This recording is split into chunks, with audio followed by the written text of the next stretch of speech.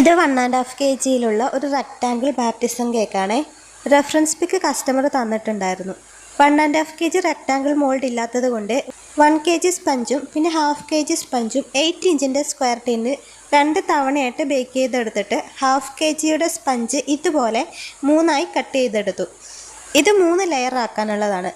ബേസിൽ cream apply ചെയ്ത് കൊടുത്ത് first layer വെച്ച് കൊടുത്തു. 1/2 kg സ്പഞ്ച് കട്ട് ചെയ്തെടുത്തത് ഒരു പീസ് ഇതിൻ്റെ സൈഡിൽ വെച്ച് കൊടുത്തു. ഇങ്ങനെയാണ് റെക്റ്റാങ്കിൾ ചെയ്തെടുത്തിട്ടുള്ളത്. വൈറ്റ് ഫോറസ്റ്റ് ആയിരുന്നു ഫ്ലേവർ.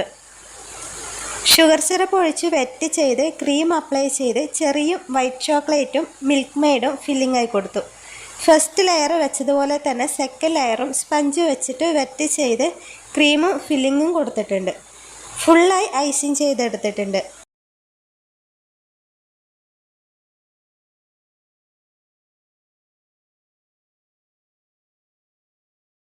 മാറ്റർ ഗോൾഡൻ കളറിൽ തന്നെ വേണമെന്ന് കസ്റ്റമർ പറഞ്ഞിട്ടുണ്ടായിരുന്നു. ഗോൾഡൻ കളർ കിട്ടാൻ കുറച്ച് ക്രീമിൽ ഗോൾഡൻ ഡസ്റ്റ് മിക്സ് ചെയ്തു.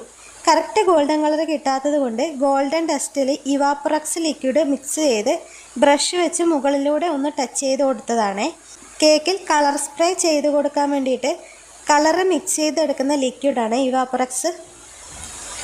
ഇതാണ് ഫൈനൽ ലുക്ക് വന്നിട്ടുള്ളത്.